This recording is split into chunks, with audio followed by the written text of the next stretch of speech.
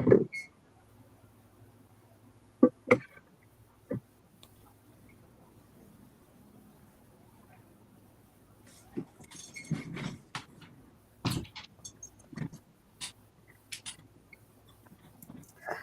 right. Welcome, everybody. Happy Friday. Thank you for being with us for today's conversation. It is First Fridays powered by Cureleaf, and we are so happy to have you here with us today. I really want to make sure to be mindful of time. This is a quick 1 hour chat, and we have two amazing individuals here with us who are able and will share their perspectives and their stories as it relates to cannabis. So, definitely welcome, welcome, welcome. My name is Simona Ray. That's what I go by. I'm with Marijuana Matters, and I serve as the Director of Community Engagement and basically Chief Cultural Officer.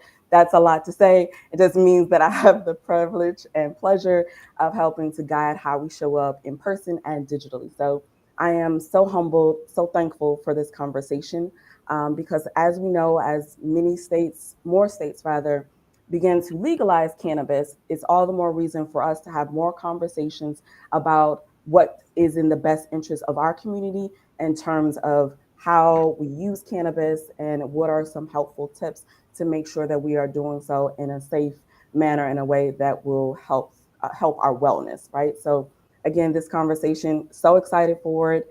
I really am looking forward to this just as much as you, I'm sure. But definitely want to pass it over to our speakers to now self introduce and share more about who they are and how they show up in the cannabis space. And anybody can take it over, Dr. Duclaw or Jewel, the mic is yours. Jewel, go ahead. Thank you, Doc. My name is Jules Singletary. I'm the founding owner of Gratitude Grill LLC, and we're a well-being based business that helps people alleviate stress through the lens of trauma-informed yoga, somatic meditation, and therapeutic art. A huge reason why I started my business is that I've been living with lupus and rheumatoid arthritis for nearly 30 years. I wanted to share with people some of the tools that have been transformative on my own holistic healing journey. And in that is mindful movement, meditation, herbal remedies. So I've been a cannabis consumer and advocate for 20 years now. Awesome. Thank you so much, Jewel. Dr. Duclaw. Yeah. Good afternoon, everyone. My name is Dr. Jukla Shah. I'm a pharmacist from Brooklyn, New York, and I run a dispensary in Queens, New York. So I'm a pharmacist for Cureleaf in New York City. Have always had an interest in more holistic integrated medicine, naturopathic medicine. So the opportunity to work in the cannabis space was very appealing to me, and I've been a pharmacist working in cannabis for a little bit over 3 years now. It's nice to meet everyone. Or hello. Whew. Hello. Oh my goodness. So again, excited for this conversation because you both have such, unique positions in the world, right? When it comes to how you show up in the community. So excited for this. When it comes to the conversation flow, I do want to quickly share that, we want to also, again, if you have questions, drop them in the chat. This is meant to be a fluid dialogue. And even if you're watching this on the replay, if you have questions, we will make sure to monitor them and respond to you, right? Part of how Marijuana Matters wants to show up and how we do show up.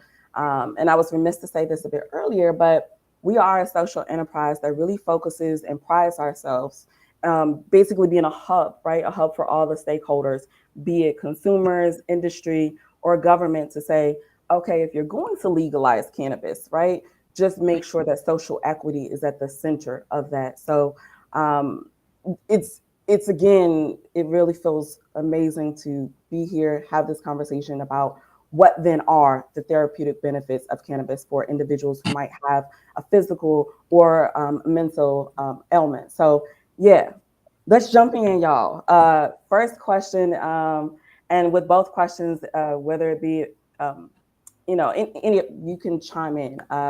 But I want to know from a plant science side of things, what are some things we can start to educate folks around just to make sure that if you are new to cannabis or even if you need a refresher, what are some of those things that we should know?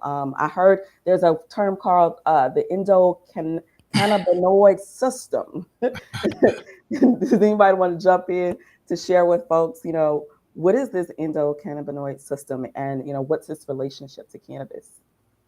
I'll take that question. So, the endocannabinoid system is a naturally occurring system within the body that helps us maintain balance, or what we like to call in healthcare homeostasis, right? So, when your body's at homeostasis, it's at its most prime state. And there are different disease states or stress or different variables that can affect or push you out of homeostasis. And typically, the way your endocannabinoid system would work is that it would recognize, one of your other systems being out of whack or not functioning effectively, or you not being in homeostasis, and it'll activate and send signals with chemicals that we all produce naturally called cannabinoids. Those cannabinoids are essentially a chemical message, right? And that message is received by cannabinoid receptors that we can find all throughout our bodies. And when the receptor receives that message, it interprets it and then tells the nervous system to send a signal to turn off or turn on whatever function needs to be adjusted.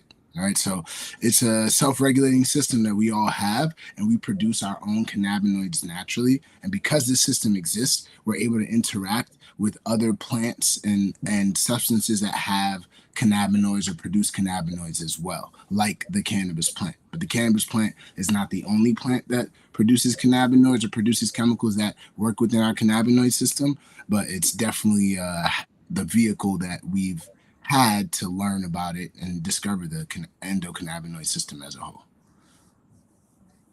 So, yeah. I know that was a lot, but it's so important to again share that science piece of it, right?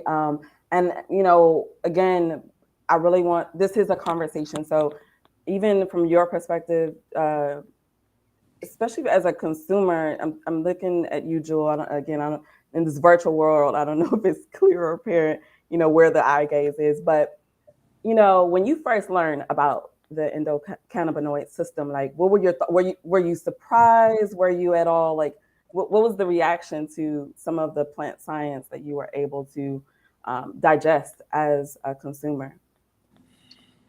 Yeah, I think surprise would be a good way to sum it up. I've only recently learned about the endocannabinoid system at another cannabis education event held here in New Jersey. So I think it's so important that these type of events are happening across the country and now virtually to really help educate people about how our bodies essentially should be in balance, and then some of the things that we can utilize to bring it back into balance when these different systems are out of alignment. So I've only recently learned about this system since December of 2021 and continue to learning more. So I appreciate that summation by the doc. I think that was right on point.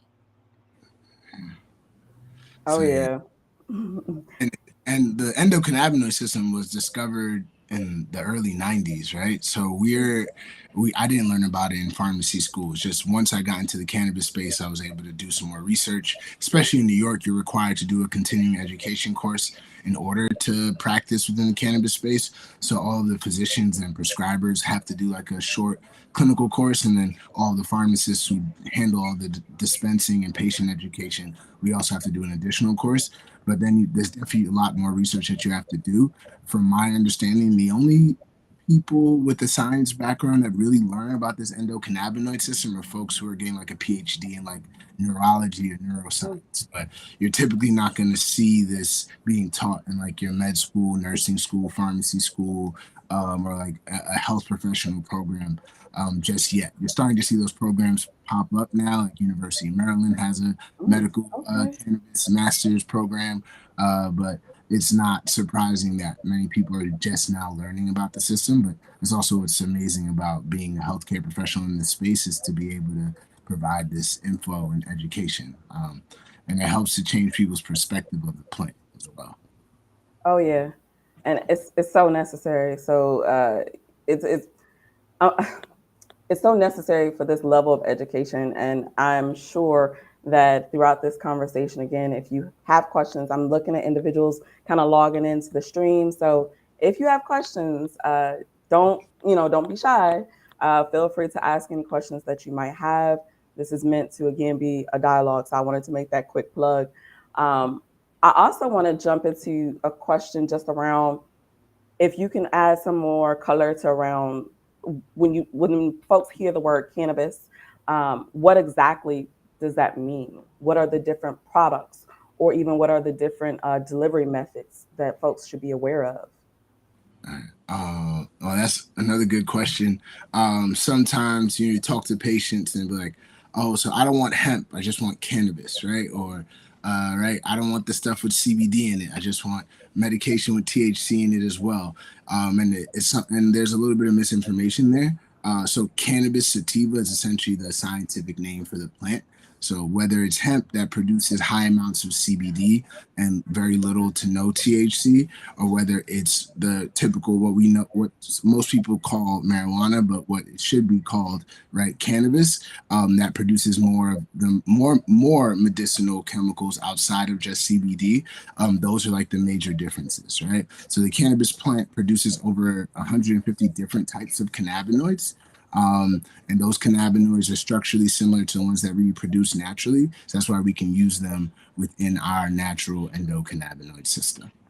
But that's the main piece of it. When you think cannabis, and you're trying to differentiate it from hemp, is the same cannabis plant, but by the way that it's grown and the environment that it's in, it just produces mostly CBD and less than 0.03% THC, and that's what allows it to be legally grown with the farm bill that was passed, right? And then that overall cannabis plant produces more THC, and they both produce other minor, what we would call minor cannabinoids as well. And so again, I know we're kind of heavy on the side of like structurally what is cannabis, or scientifically what is cannabis. I feel like also one of the most interesting things I had learned when joining the cannabis space was the entourage effect. But again, I would love if you could explain what that means and why that might be important for folks to just have more understanding of what it means when CBD and THC, the interaction between the two. Right. So the way I love to explain this is that the plant is meant to be consumed as a whole. So right now, CBD is like a really hot topic. It's available everywhere. People are opening up CBD businesses, right? Um, but the one piece that I always like to mention to patients is that cannabis, THC, and CBD, and the other cannabinoids and the terpenes and all the chemicals in the plant, they all work together in a synergistic matter, and that's what we call the entourage effect, right? They amplify each other. So when I try to break it down, or make it as basic as possible, it's just one plus one equals three or four or five or six. When you talk about THC and CBD, it's not just an even, addition or summation. They really amplify each other and help each other to work much better within the body and more effectively within the body. So that's Oh what my the goodness. entourage effect is. Yeah, because it sounds like something that should be in a rap video, like entourage effect. But it's important that we know that, like you said, the synergetic effect. And I'm looking at Jewel. I'm going a little bit out of order of our questions, but like when you say synergetic effect, it makes me also think of what are some other modalities, right, of wellness that can be put into practice when it comes to helping individuals who have a physical or mental ailment. So if you would, Jewel, just share more of your story, particularly as it relates to your use of cannabis and how it impacts the symptoms that you might experience. Sure. From a personal and professional perspective, like as part of my wellness work, I always encourage people to build a toolbox of multiple holistic healing practices that they can really use at any time to pull from as needed. And so, one of the first things in my toolbox when I was a little girl, I started journaling. So, I started journaling about my symptoms of lupus about an entire year before I was ever officially diagnosed. And then the next stage for me, almost 10 years later, actually, it was way more than that. I don't know, it was probably about 10 years later because I was first diagnosed at 12. And then I didn't start consuming cannabis until I was about 20. 2 years old. And that's also when I made a major change in my diet as well, to start eating less, or more so eating an anti inflammatory food diet. So that was the next two things that I layered into my toolbox. And then it took another 10 years before I layered in yoga and meditation. And I also added in hiking, talk therapy, Reiki, and that kind of rounded out what's in my wellness toolbox. Um, and so for me, most consistently, I consume cannabis and anti inflammatory foods to kind of keep my body in balance. But as I need, like if I'm feeling achy, I'll do my yoga. If I'm feeling super stressed, I'll sit with my meditation. I journal as needed whenever things come up. But that's kind of what works for me. But I encourage people to pull from and start building what works for them, or at least try different things, because there's all different types of, even when we're talking about talk therapy. I love talk therapy, it works for me, but some people like dance therapy, they like music therapy, or therapy doesn't even work for them at all, it's just too triggering. So I really encourage people to build a holistic healing toolbox of these things that we know our ancestors used, from drumming and music, and again, the food, the different herbs. We know that they use these things for healing. And so we can continue to use them as well. As there's so many chronic illnesses in our community, the stress of dealing with everything. Of who's ever watching, I know this is not just in America, but being Black in America, dealing with all types of community trauma, race-based stress and trauma, right? It's a lot that we have on our shoulders. So I definitely think we need to be pulling more from a holistic toolbox in these practices that we know are healing and helping us get back into that balance.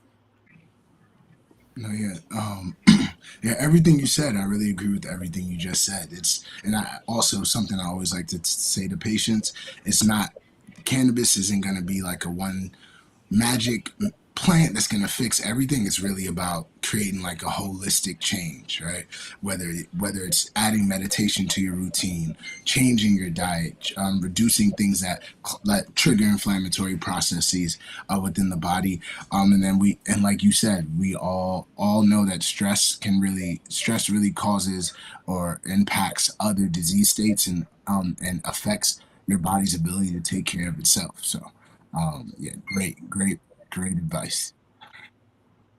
And I really love, again, I had the privilege to, watching or listening rather to your podcast, Jewel, where you had a full on, interview with Deshita around, again, when it comes to like autoimmune ailments, just how helpful, cannabis can be, but then also, again, that wholeness of a toolkit. So hearing you say it here, it further like drives home, right, that importance of making sure that we have the diversity, right, of tools and resources. Even this video now, right, this type of conversation is an educational tool that can be shared with folks, right? Somebody might see you, Jewel, and be like, oh yeah, I like to wear my hat cocked, you know what I'm saying? I got that Badu vibe just like her. And when people are able to see themselves, right, or see Dr. Duclaw and never seen a Black doctor, right?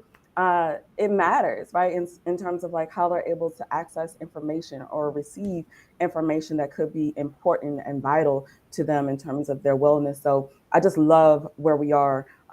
Jewel, you also though shared just something that, kind of lending ear to another conversation that we should have when it comes to therapeutic benefits of cannabis is absolutely to talk about, right, what are some of those cultural barriers in terms of access? And again, looking at both of you all, if you could just share some of the common barriers you've either heard or experienced yourself when it comes to access to cannabis, I think that would be really helpful to just share the plight of what's been happening over years' time, right? Definitely. Who wants to go Doc, you first? could, Doc, you could lead us off with this one. I think the most common barrier that I see currently is due to the fact that cannabis is still federally illegal. Right? We can't. It's it isn't treated like a pharmaceutical medication typically would be, right? Where maybe your insurance company would cover the fee for you or pay some of the fee or half of the fee, or depending on your insurance plan, maybe none of it, right? But it's mostly most dispensaries or all dispensaries are it's a cash business. You have to pay in cash, right? And when we think about uh, the pending economic state that this country is in and post pandemic and certain communities that probably financially have been impacted more than others, it's a little bit more difficult to maintain, access to medications because of the cost and because of the fact that you have to pay for them in cash. It's places like Curaleaf, right? We try to make sure we give as much access to patients as possible. Um, so we'll do discounts consistently throughout the month on various medications so people have the opportunity to get access to them whenever they get a chance. And then we also make sure to provide compassionate care discounts to people that already have like Medicare or Medicaid or veterans, people that already have some type of support outside in the regular healthcare system or our traditional healthcare system. But that's the biggest barrier, I would say. The other thing is also locations of dispensaries. Depending on the market and the municipality, it may be more difficult to where you can find a dispensary or certain neighborhoods where it's just easier to walk to a dispensary. You might have to take a train across town. So those are the two things that come to mind. Yeah, I would definitely co-sign that. Even the legality of the language too. I recently learned at another Canna education event that even in the state of New Jersey, like there's a, a distinction between marijuana and cannabis. So, legally, the state of New Jersey classifies cannabis as a substance that you buy from a regulated dispensary. And they classify marijuana as something, as a substance that is from a non regulated dispensary or like from the street pharmacist.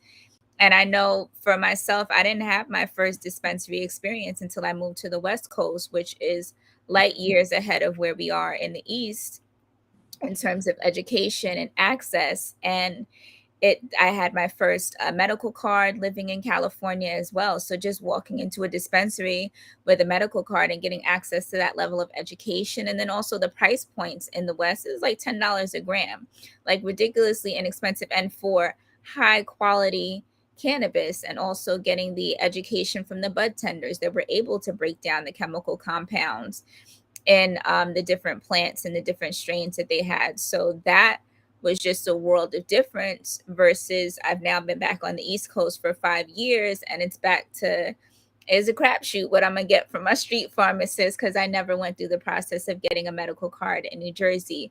Although they are making it a lot more accessible here, they did build certain equity and social justice clauses into the laws here in New Jersey to make the plant more accessible and to make the legalization process more fair for the Black and Brown people who have, um, for lack of a better term, like gotten the short end of the stick as we are seeing it become more legalized across these different states. So, yeah, I would definitely agree having access to the dispensaries and then also medicinal cards and the price points and all of that definitely plays a role.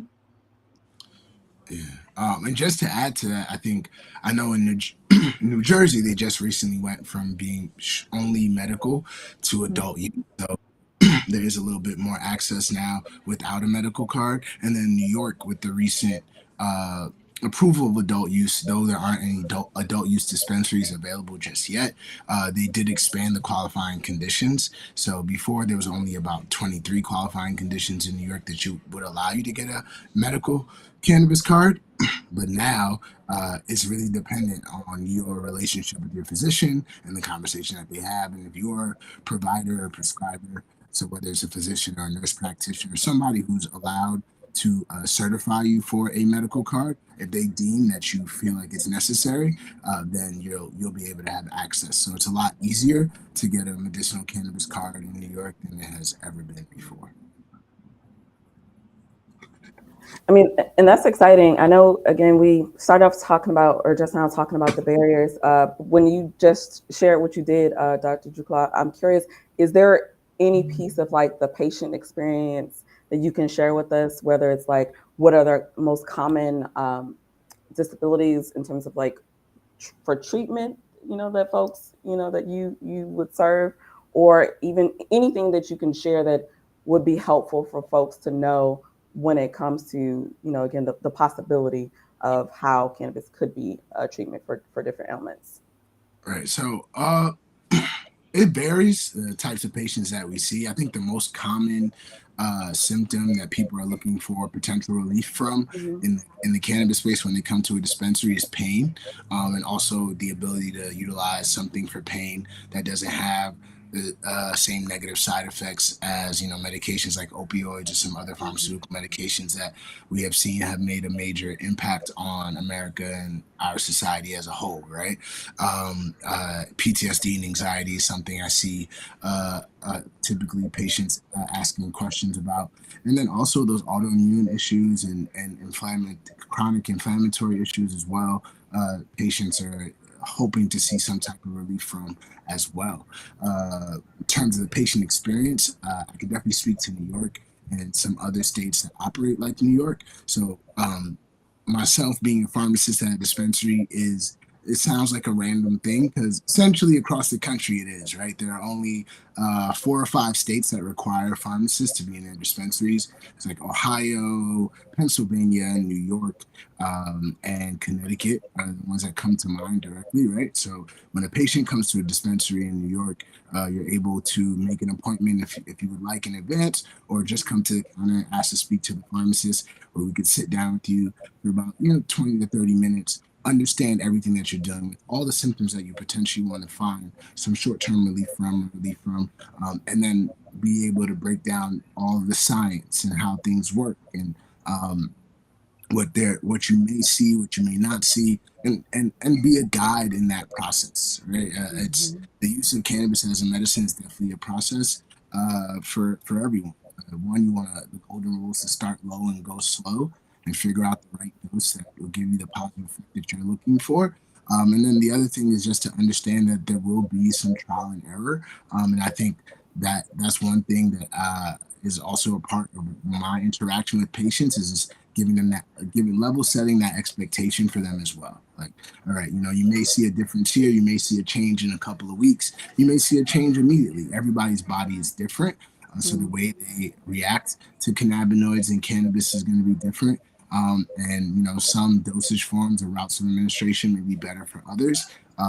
So and a lot of people do come into the dispensary thinking that cannabis is only smoked, right? And that's what they're used to. That's what they've seen. So that's also a fun part of my job, just breaking down the different dosage forms between inhalation, sublingual administration, topical administration, and those And oral those seem products. like big words, Doc. So you may want to break Oh break those yeah, down a little bit. for sure, for sure. And I could talk about this for hours, but there are three main ways that you typically see patients consume cannabis. So inhalation, which most people think about smoking, but smoking isn't something we really promote or I would recommend, because there are safer ways of consuming cannabis, and that's through vaporization. And you can vaporize oils, right, which some people see in those vape cartridges, or you can vaporize actual flower, or the natural unprocessed plant. Um, Vaporization or inhalations when you're breathing in the medication, so you're going to get the fastest effect with the shortest duration of action. Then you have medications that actually get absorbed under the tongue, which is what we call sublingual administration, or there are people or companies that have created products that get absorbed in that cheek pocket. So that's what we call buccal administration in pharmacy. And the onset of those medications a little bit longer than inhalation. Inhalation, you start to feel something in 60 to 90 seconds, whereas sublingual or buccal, so under the tongue or in the cheek, you'll start to feel that in 15 to 30 minutes, and then to last a little bit longer in the body, right? About 4 to 6 hours. And then you have medications that you ingest or consume, right? So when you're thinking about it from an adult use standpoint, the edibles, the gummies, the popcorn, the cupcakes, but from a medical standpoint, we have chewable tablets, right? We have regular capsules, and those products.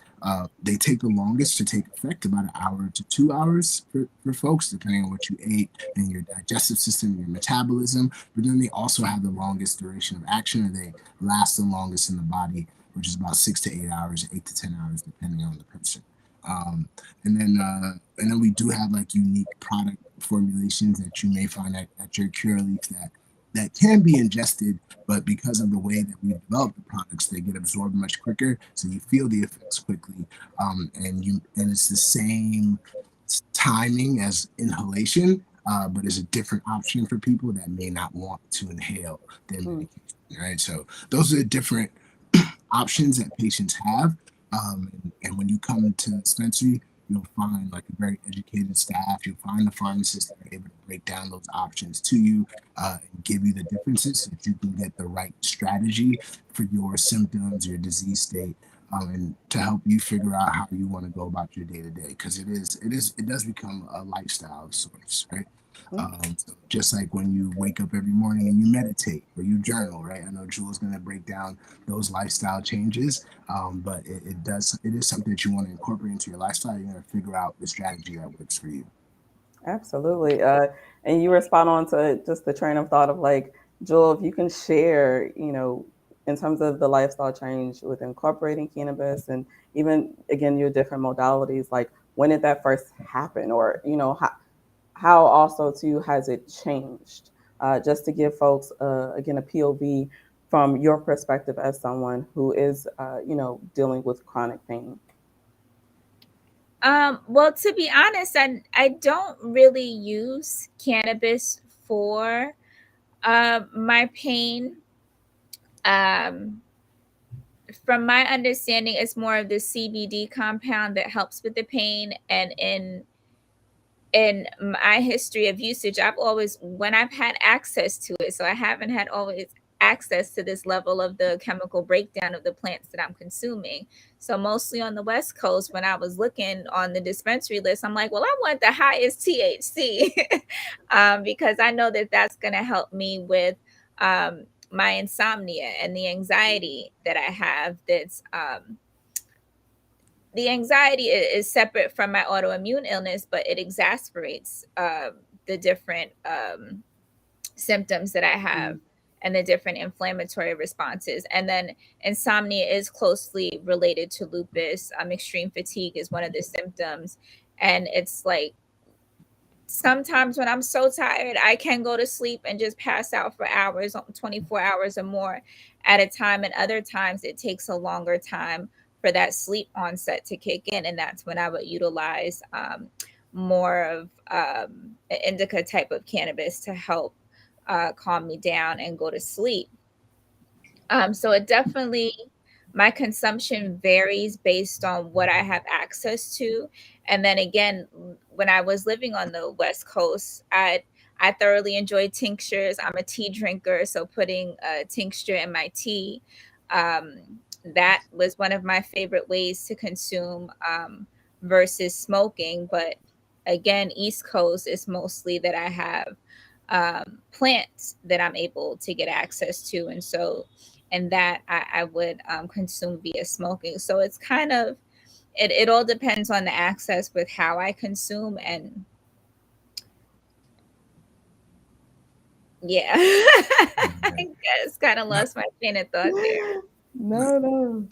but that piece is important. So like as you were saying with understanding the amount of chemicals in your medication, that's what we would call like the THC to CBD ratio. So at most dispensaries, you'll see like three main ratios, which is like a high THC ratio, or what we would call like a 20 to 1 on the East Coast. But on the West Coast, they do CBD first in their ratio, so it's called a 1 to 20.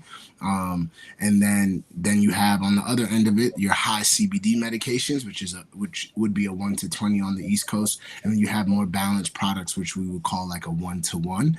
And then there are different companies that produce products that fall in between those main three, right? So far on the THC side, far on the CBD side, and with those different ratios and the amount of THC and CBD in the product, that's gonna dictate some of the effects that you see, because THC and CBD have different effects, right? So typically, um, patients will state that with THC, they usually would get more relief from, sleep or physical pain, or help with stimulating their appetite, right? Those are the things that you typically see patients speaking to when they're using higher THC products. And then also in smaller doses, patients sometimes state that they get that help with anxiety, right? Or some a way to like forget about their anxiety, ignore it a bit. So it's definitely some of what Jewel was talking about. And then also with the CBD side of things is where patients will state that they see relief with things like inflammation, right? Um, there potentially is truth in CBD being able to help regulate the immune system. So when someone has an autoimmune issue, right, potentially uh, CBD can help with getting that immune system back into homeostasis, which then in turn reduces the amount of symptoms you see from your autoimmune disease. So yeah, inflammation, muscle spasms, muscle soreness, patients state that they get relief from with CBD. So it varies on with the different products, and when you have that understanding, it then helps you pick and choose like, hey, I'm going to use a 1 to 20 to address my inflammation or my soreness, but yes, when I'm trying to fall asleep, I may need a 20 to 1 product like Jewel was stating to help with my insomnia at night, or help me feel more relaxed in the evening. So and that's why it's great to be able to have access to a health professional at a dispensary, because you can really get that guidance and understanding, and you're not just like blindly picking something off the shelf, right? So yeah, so it's great part of being in the dispensary and having access to patients. Oh And yeah, it's and sorry, Jewel. I was just going to add to that too. And it's so interesting the different level of understanding that you get state by state, because I did quite a bit of work in Portland as well. So, in all of the dispensaries I stepped into in Portland, like they were on some, like you couldn't even go in there and talk about indica and CBD. They were breaking it down to the terpenes and all of the different chemical compounds within a plant.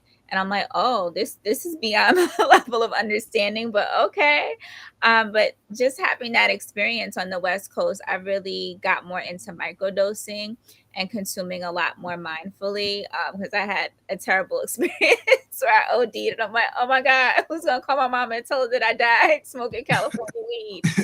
Um, but that helped me to start microdosing and consuming a lot more mindfully, and just being, again, with my other mindfulness practices, able to see, okay, if I consume this, how is it making me feel? How is my heart rate? How is my anxiety? Like, am I actually going to sleep and getting the effect that I want intended to with the help with the insomnia, or is it doing something completely different? So, microdosing really has helped as well.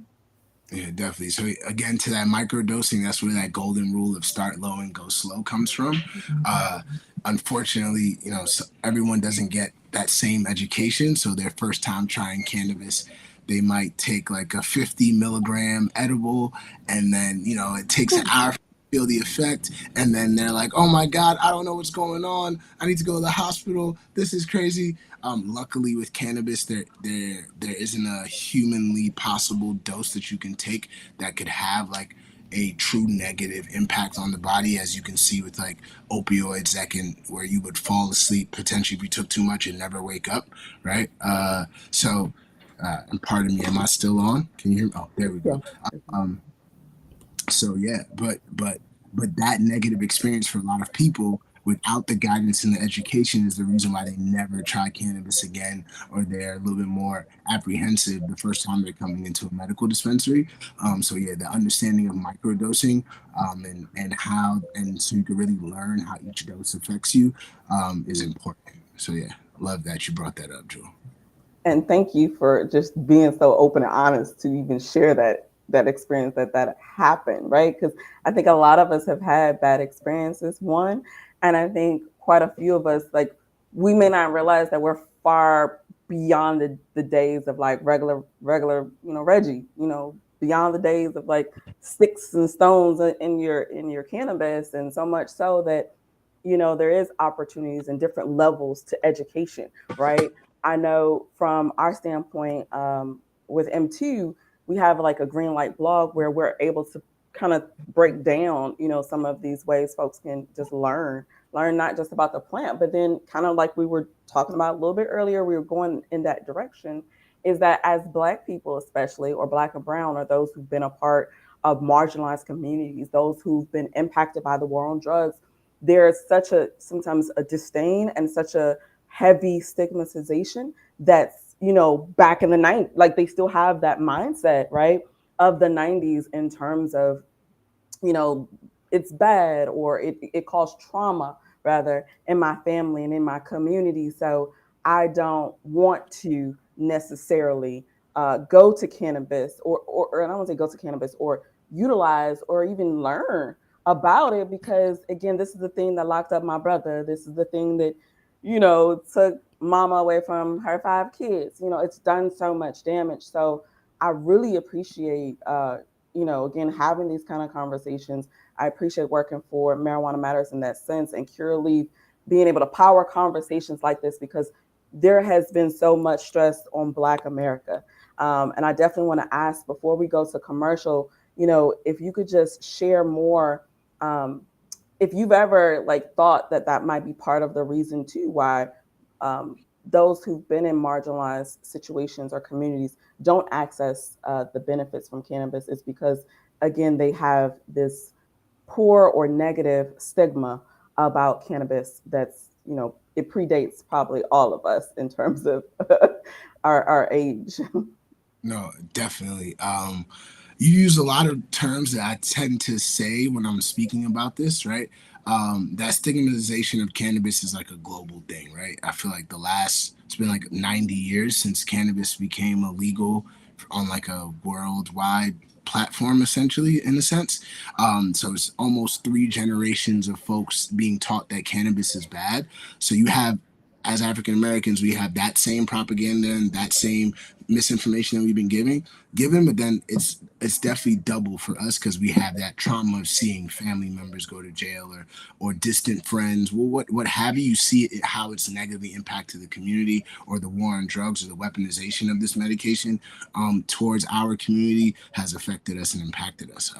And that's why events like this and opportunities to educate and more so socialize the plant are important. And I've definitely seen it in my experiences where, I'm Haitian American. I have like a 60-year-old Haitian patient come in, and they'll be like, "Oh, my physician told me to come here. I have a medical card. I'm not buying anything. I just want to learn, and that's it. I'm gonna go home." Right? And then have that 20-minute conversation. They're like, "Oh, okay, I'll pick up this, and that." Right? But it's really about knowledge and education, right? And that rings true with any space that you're in, is like having that understanding um, will change your perspective and change how you make decisions. So yeah.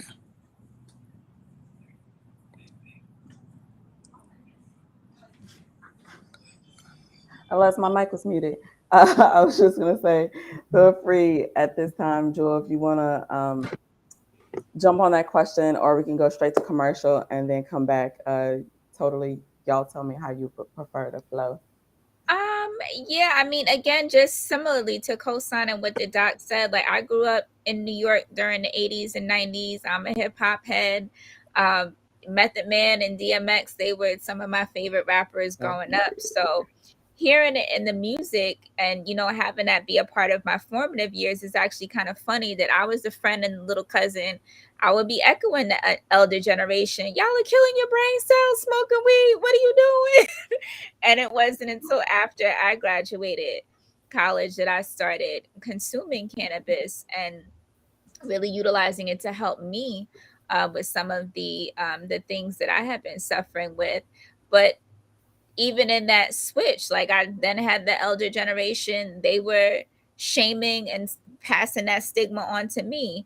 And they still have that mindset, it's a gateway drug, but we now know that's not true.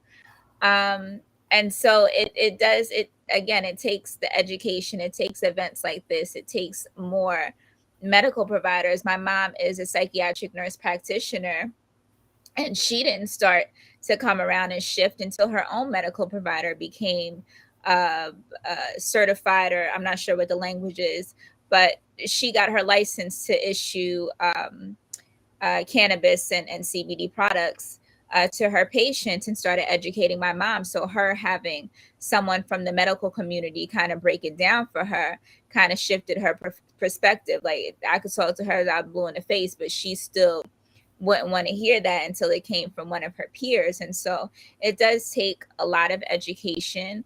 And I see, people of our generation, like we are causing that shift. And it's a beautiful thing to see that we can now have more access to, again, these medicinal healing tools, which it truly is. And just one thing I wanted to add on, it's not only about, it doesn't only affect how people access cannabis as a medicine, but just the whole ecosystem as a whole. Like I know super smart accountants and marketers and business people who like don't want to get into the cannabis industry or have no intention to, right? Because of that stigma or moving in that space. And I think also as African Americans, this is an opportunity to build wealth. This is an opportunity to get into business, to be in a new space that we can all grow in. It's the very beginning, right? You think about whether you look at it from a medical standpoint or an adult use standpoint, this is still the beginning of a very new industry or its industrial potential of cannabis. And a lot of people can be getting on the ground floor and they don't want to do that. Or, even as a pharmacist, I'll be very honest. I've been working at a dispensary in cannabis for 3 years. I probably like just put it on my LinkedIn like a couple of years ago, right? Like halfway through my journey, right? And more so like really talking about it and being open about it. Whereas before, it was like, all right, this is the thing I'm doing. I'm gonna feel it out, but I don't want the rest of my professional friends to know what I'm doing. And then during the pandemic, I was staffing at a hospital, helping out during an emergency, and then being very open about, oh no, like I'm helping during the pandemic because we need health professionals, but this is what I do. This is what I like to like. This is what I'm interested in. This is where I'm making the difference. So, um, it's real. That programming is real. That stigma is real. I think we all deal with it in the space, right? So, Oh yeah, it's scary. It's not always easy, right? You could be the most articulate person, and even like you said, talking about it is it's like, wait, I don't want to. Wait, what did I just like? We're I think we're all wanting to really be in this space in a very intentional way. At least that's been my experience with everyone I meet that moves in the cannabis space. They want to be here because they also realize this is about helping to repair our communities. This is about restoring faith that we can have access to a plant or we can be a part of that industry,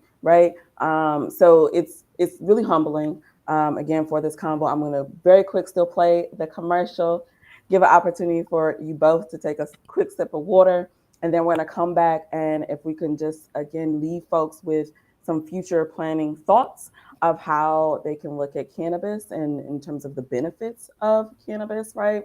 As it relates to, again, providing that relief or providing that optimization of having a quality life, right? So we'll be right back in about 30 seconds. The legal cannabis industry is projected to be worth $84 billion by 2028.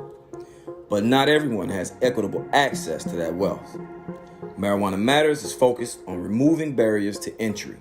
Marijuana Matters is focused on creating an equitable and responsible industry that centers the lived experiences of those disproportionately impacted by marijuana's criminalization.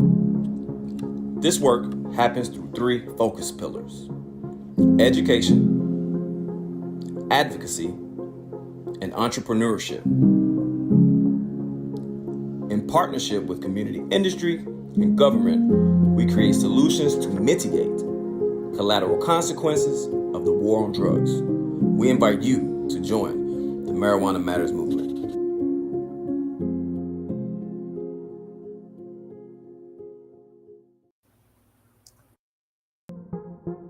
The legal little little button, little sensitive. Okay, so yeah, that was a quick commercial just to share with you, empower you all to join Marijuana Matters, and essentially all that means is just be a part of a community that really cares, is trying to make honest effort, right, in terms of providing educational opportunities, advocacy opportunities, and also entrepreneurship training that can help individuals who are just starting out really get into the industry, but then also figure out where in the industry maybe they want to show up, right? Because there's a lot of opportunity possible, not just in our individual healing, but also when it comes to rectifying issues around racial justice and economic justice. So, again, this conversation, this moment where we are in life, it is important for us to tap in, right? Tap in as much as we can and lean in toward how we can help move our community forward, right? So, again, future planning, y'all. As advocates for cannabis, can you just share and leave folks with some parting thoughts around what they should be looking toward or how they can show up in this space, from your POV? I guess I'll start with one. Just be intentional about learning, learning more about the plant, how it can be utilized in your day to day or in one of your loved ones day to day, if that's the case. And also just being aware of the decisions that are being made around you. I know, like in New York, they're still going over the regulations and they release them and they allow for public comment. And I think sometimes people tend to like see laws happen, and then be annoyed by like the outcomes but not realize like the process that happened before those laws were cemented, and there may have been an opportunity, I should say, for them to be involved. So I'm blessed and really happy to be in a state where like there is that chance for community involvement. And as things progress in this industry, and as regulations change in this country, as we move forward, it's just important that people are involved and are advocating and learning as much as they can. So that's it for me. Yeah, similarly, my share was going to be around learning as well, more so from consuming. If you do choose to consume or just curious about consuming, if at all possible, there's so many more states that are legalizing for adult use. So if you don't have a medical card, you can still get access to dispensaries and that level of knowledge and education. Um, but even if you don't, there's just so many dope resources. Like again, the Marijuana Matters blogs, and there's more and more doctors out there who are writing about it, hosting these type of virtual events and events in person where you can get that level of education from someone that's truly informed and in the space. So definitely continue to learn, to continue to seek knowledge. I'm a nerd. I'm constantly learning. I'm a knowledge seeker, so that's innate in me. But even in this conversation, I've learned so much. Like, what, I could put a little medication in my cheek and have it absorbed through my body like that. Like, tell me more. So, I thoroughly enjoyed this event. Not only being able to share my story, but being able to learn as well. So, thank you, Doc, so much for what you shared too. Thank you, thank you. It was a Absolutely. pleasure to be here. It was great to be on Yeah. this panel with you as well. And Jewel, if I may, I do want to call out because it's still related when we talk about having a physical ailment. You recently were featured in Time. If you just want to share with folks a little bit about that before we close, and maybe also tell folks how they can stay connected to you and also tap into all the wonderful things you're doing right now. Yes, I was tapped by Time Magazine 2 times to talk about my experience living with lupus and some of the holistic healing tools that have helped me along the way. And in this last feature on Wednesday, I got to share more about the nutritional aspect and again, that anti inflammatory diet. That I spoke about. So, if you want to stay in contact with me, I'm very active on Instagram. You could visit me at Gratitude Grill. You see it in my name. So you get the spelling right there. And it is not the Haitian pork version of Creole, it's the West African version of storytelling and being the keepers of the history of the tribes and such. So please visit me at Gratitude Griot. Also, my website, gratitudegriot.com, but you can find links to all of that through Instagram and social media. Awesome. Thank you both again for being with us. I know this was, I don't know about y'all, it felt like a super quick hour. The time it did not lapse in terms of it just moving, like it felt rapid, which means I'm hoping maybe even to have more conversation like this, be it online, digitally through our Instagram account. And if you're watching this, please do follow us there because Instagram is our, kind of digital hub where we make any announcements as it relates to programming, events, education, or really anything. I mean, the page is pretty well curated in terms of just trying to make sure that you have various educational sources. So go there. In the bio too, I'll be remiss if I didn't share. There's also a link to our social equity toolkit. So whether you are an individual or you're a business owner watching this, you can have that as a resource because it goes into quite some detail, and just explaining how, where we are rather when it comes to social equity, how it's a racial justice issue, how it's an economic justice issue, and what you can do to lean forward. Again, no matter where you sit in this, arena, it's all about community, right? Whether you consume or not, whether you interact in the industry or not, even this is a great resource for you to check into. So yeah, and Dr. Juclaw, I just want to make sure, was there any final thoughts, or did I already give you an opportunity? Oh no, no, this was perfect. There was no Awesome. final thoughts for me. Yeah. Awesome. Thank you both so very much. And we'll definitely be tapping in soon. Have a beautiful afternoon. Thank you. Bye, everyone.